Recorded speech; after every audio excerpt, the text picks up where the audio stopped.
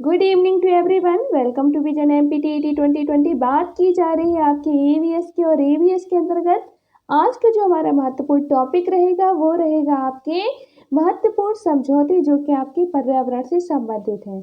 बात की जाती है आपके स्टॉकहोम सम्मेलन की, तो वो आपका 1972 में हुआ है, जो कि आपके पर्यावरण के संदर्भ में सबसे पहला सम्मेलन माना जाता है। ठीक है ना। जो स्टॉकहोम है वो हमारी क्या है, स्वीडन की कैपिटल भी है।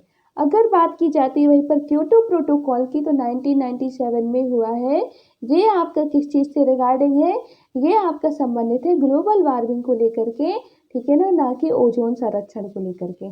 अगर वही बात की जाती है मॉन्ट्रियल प्रोटोकॉल की 1987, जो कि आपका मोस्ट इम्पोर्टेंट है, ये आपका क्या हुआ है, ओजोन परत के संरक्षण को लेकर के हुआ है।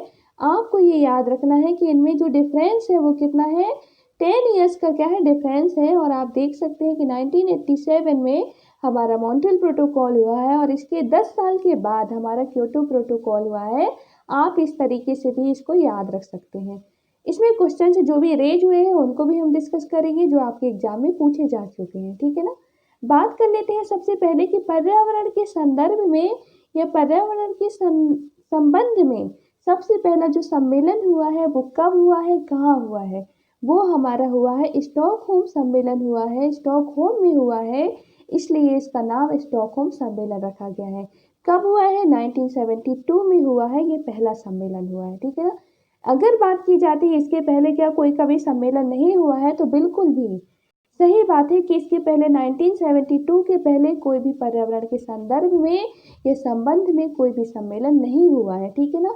चाहे पर्यावरण की कोई भी गतिविधि हो, चाहे वो आपके ओजोन परत को लेकर के हो या फिर आपकी ग्लोबल वार्मिंग को लेकर के हो, किसी भी चीज को लेकर के हो, इसके पहले कोई भी सम्मेलन नहीं हुआ है। ये आपका पहला सम्मेलन हुआ है, इसलिए ये बेहद ही क्या हो जाता है, महत्वपूर्ण हो जाता है।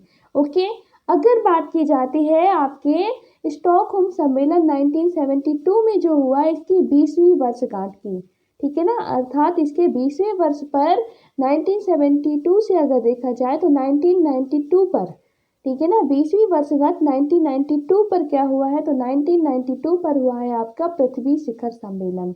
भू शिखर सम्मेलन हुआ है 1992 में आपके ब्राजील के रियो में। ठीक है ना, रियो डी जेनेरो में हुआ है। ओके। अगर बात की जाती है क्वेश्चन कहाँ से बनते हैं, तो ये क्वेश्चन आपका पूछा जा चुका है कि जो पर्यावरण का मैग्ना कार्टा है वो किसको बोलते हैं। ठीक है ना। तो पर्यावरण का मैग्ना कार्टा आपका स्टॉकहोम सम्मेलन को ही कहा जाता है, और जो आपका 1972 में हुआ है स्टॉकहोम, जो कि आपकी स्वीडन की क्या है, कैपिटल थी। ओके। अगर बात की जाती है आपके यहाँ पर नेक्स्ट इसी में 1972 से ही स्टॉकहोम सम्मेलन से ही कि यू आपका यूएनईपी है, यूनाइटेड नेशंस एनवायरमेंटल प्रोग्राम की स्थापना कब हुई, तो 1972 में हुई है, वो भी आपके स्टॉकहोम सम्मेलन में। ये भी आपका यहीं से निकल करके आता है। ठीक है ना, यूएनईपी का कॉन्सेप्ट। अगर बात की जाती है वहीं पर आपका सबसे मोस्ट इम्पोर्टेंट क्वेश्चन कि आपका जो 5 जून का जो कॉन्सेप्ट है, जो हम 5 जून को पर्यावरण दिवस के रूप में मनाते हैं, वो जो कॉन्सेप्ट आया है वो कहाँ से आया है, वो आपके स्टॉकहोम सम्मेलन से ही आया है। ठीक है ना। जो प्रस्ताव रखा गया वो आपके स्टॉकहोम सम्मेलन 1972 में ही रखा गया है कि 5 जून को हम पर्यावरण दिवस के रूप में क्या होगा, मनाएंगे। ओके। ये आपके मोस्ट इम्पोर्टेंट क्वेश्चंस बनते हैं 1972 के सम्मेलन से। ठीक है ना। अगर बात की जाती है नेक्स्ट इसी में 1992 में जो सम्मेलन हुआ 20 साल के बाद, पृथ्वी शिखर सम्मेलन जो आपका रियो में हुआ है, इसमें क्या हुआ, तो इसमें हुआ है कि सबसे पहले जो सतत विकास की जो बात की गई है वो कहीं और नहीं, आपकी इसी सम्मेलन में स्टार्टिंग हुई, जिसे आप सस्टेनेबल डेवलपमेंट कहते हैं, टिकाऊ विकास कहते हैं, सतत विकास कहते हैं। ठीक है ना। सतत विकास की जो अवधारणा आई या कॉन्सेप्ट आया वो इसी सम्मेलन में आया। ठीक है ना। और इसी को लेकर के एजेंडा 21 बनाया गया। अब एजेंडा 21 बनाया गया, वो कब बनाया गया अगर पूछ लेता है तो आपको 1992 ही लगाना है। ठीक है ना। अगर पूछा जाता है कि आखिर एजेंडा 21 है क्या, तो सतत विकास को लेकर के ही बनाया गया है, और इसके अंतर्गत हम पर्यावरण को कैसे संरक्षण करें, कैसे संरक्षित करें कि हमारी जो आने वाली भावी पीढ़ी है उसके लिए क्या है, पर्यावरण को किस तरीके से संरक्षित किया जाए इस पर विचार किया जाएगा, ठीक है ना। इसलिए क्या है, एजेंडा 21 बनाया गया है। अगर बात की जाती है इसके अलावा क्या स्पेशल हुआ है आपके 1992 में, तो 1992 में आपकी UNFCCC की स्थापना हुई है 1992 में। ओके, और इसके मोस्ट इम्पोर्टेंट क्वेश्चन अभी हम आगे इसी में देखने वाले हैं कि इससे क्वेश्चन कैसे बनता है। ओके, आपका जो कॉप है, कॉप की जो अवधारणा है या कॉप का जो संकल्प है वो भी आपके 1992 यानी कि पृथ्वी शिखर सम्मेलन में ही लिया गया है, ठीक है ना। ये जो कॉन्सेप्ट कॉप का आया है, जो हर साल सम्मेलन होते हैं किसी न किसी कंट्री में, जिसे आप कॉन्फ्रेंस ऑफ पार्टीज कहते हैं, वो भी आपका यहीं से जनरेट हुआ है। ओके, अब हम बात करते हैं इसी में next, Kyoto protocol. Kyoto protocol से क्वेश्चंस बनता है, सीधे डायरेक्ट क्वेश्चन आता है कि आप ये बताइए कि इसका संबंध किससे है। इसका संबंध आपका वैश्विक तापन से है, जिसे आप ग्लोबल वार्मिंग कहते हैं, ठीक है ना। ग्लोबल वार्मिंग से है आपका ये जो कॉन्सेप्ट है क्योटो प्रोटोकॉल का, वो आपका वैश्विक तापन से। ओजोन परत संरक्षण बिल्कुल भी नहीं लगाना आपको। अगर बात की जाती है कि जितनी भी आपकी ग्रीन हाउस इफेक्ट को फैलाने वाली गैसेज हैं, हमने देखा है कि कौन सी हमारी गैसें हैं, चाहे वो आपकी CO2 हो, चाहे फिर वो आपकी मीथेन हो, चाहे फिर आपकी क्या हो, CFC ही क्यों ना हो, ठीक है ना। ये आपकी जितनी भी ग्रीन हाउस गैसेज हैं, और इसके अलावा हमने फ्लोरिनेटेड गैसेज की भी बात की थी, आपके फ्लोरिनेटेड गैसेज की भी बात की थी, जिसके अंतर्गत क्या, जो आपकी फ्लोरिनेटेड गैसेज में आती हैं वो आपके आते हैं HFC आती थी, और आपकी PFC आती है, और आपकी SF6 आती है, ठीक है ना। ये आपकी गैसेज आती हैं। आपने नहीं देखा है तो आप पिछले वीडियो में जा करके इसको देखिए, क्योंकि क्वेश्चन यहाँ से भी बनते हैं। फ्लोरिनेटेड गैसेज के अंतर्गत कौन कौन सी गैसें आती हैं, ओके, इनके बारे में हमने डिटेल में बात की हुई है। अगर बात की जाती है ये जो आपकी ग्रीन हाउस इफेक्ट को फैलाने वाली ग्रीन हाउसेज जो गैसेज हैं, उनको कम करने के बारे में क्योटो प्रोटोकॉल में क्या है, बात की गई है। ये जो प्रोटोकॉल रखा गया है, क्योटो प्रोटोकॉल, वो आपका कहाँ रखा गया है ये भी पूछा जाता है, किस शहर में रखा गया है। तो ये आपके जापान का एक शहर है, ठीक है ना, क्योटो, वहाँ पर रखा गया है, ठीक है ना। इसका जो प्रस्ताव रखा गया है, इसको जो अपनाया गया है, वो आपके 11 दिसंबर 1997 को क्योटो, जो कि जापान में, क्योटो प्रोटोकॉल को अपनाया गया है, ठीक है ना। अगर बात की जाती है प्रभावी कब हुआ, अर्थात लागू कब हुआ है, तो वो आपका 16 फरवरी 2005 को हुआ है, ठीक है ना। ये आपको याद रखना है।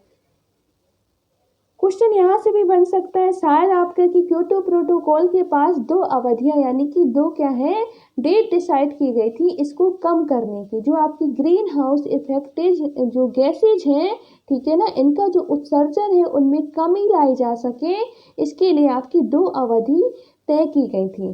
पहली अवधि जो थी, पहला जो ड्यूरेशन था, वो आपका 2008 से लेकर के 2012 तक का था। इसमें आपकी कोई भी क्या सफलता हासिल नहीं की गई, ठीक है ना। वही बात की जाती है 2013 से लेकर के 2020 तक का क्या दूसरा टारगेट बनाया गया, और इसमें अब क्या हुआ है इसके बारे में हम बाद में बात करेंगे, ठीक है ना। आप देखेंगे कि क्योंकि हमारा 2020 ही चल रहा है, और आप देखेंगे कि इसका जो टारगेट रखा गया वो 2020 ही रखा गया था, ठीक है ना। इसलिए ये थोड़ा सा इम्पोर्टेंट हो जाता है। वही हम बात कर लेते हैं आपके UNFCCC, जो आपने अभी पिछला देखा था। UNFCCC 1992 में स्थापित हुआ, और आपका पृथ्वी शिखर सम्मेलन में हुआ, ठीक है ना। क्या है ये, United Nations framework convention on climate change, ठीक है ना, कि तीसरे सम्मेलन में, जब इसका तीसरा सम्मेलन हुआ, तो इस सम्मेलन में क्या हुआ, क्योटो को स्वीकृति मिल गई। जो आपका क्योटो प्रोटोकॉल है उसको क्या हो गया, स्वीकृति दे दी गई, ठीक है ना। किस सम्मेलन में, आपके UNFCCC के तृतीय सम्मेलन में, ओके। अगर बात की जाती है आपके भारत में, कि भारत ने क्योटो प्रोटोकॉल पर अभी सहमति कब दी, तो 2002 में प्रदान की थी, ठीक है ना। ये भी मोस्ट इंपोर्टेंट बनता है क्वेश्चन। अगर बात की जाती है वहीं पर मॉन्ट्रियल प्रोटोकॉल, हमारा क्योटो प्रोटोकॉल हो चुका है, अब हम बात करेंगे मॉन्ट्रियल प्रोटोकॉल।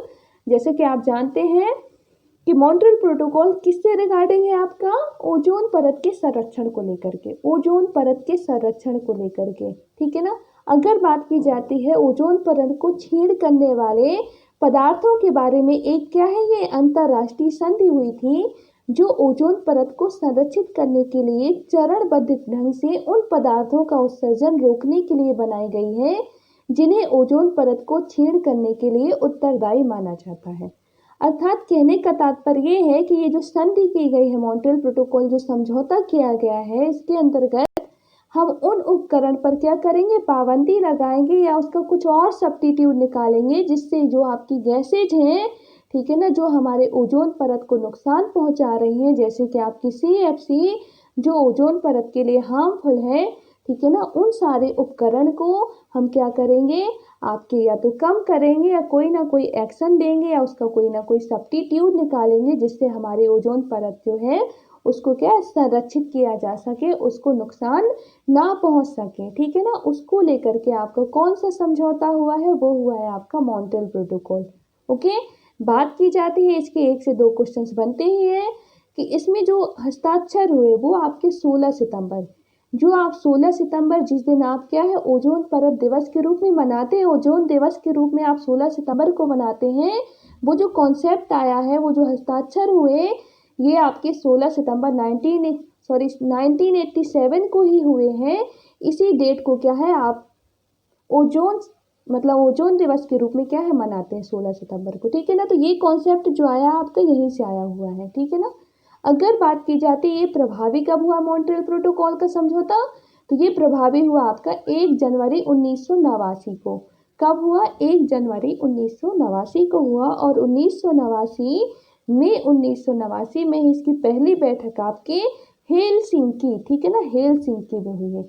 ये आपको याद रखना है, पहली बैठक। ओके, अगर बात की जाती है ओजोन दिवस को लेकर के, तो आप सभी को पता है कि ये हमारा 16 सितंबर को मनाया जाता है, ये आपका अंतर्राष्ट्रीय दिवस घोषित किया गया है। ओके, इस तरीके से हमारे क्या है ये क्वेश्चंस थे जो आपके क्या है इम्पोर्टेंट हैं और आपके इस संधि से रिलेटेड हैं, और बात करेंगे हम नेक्स्ट वीडियो में। Thank you to all.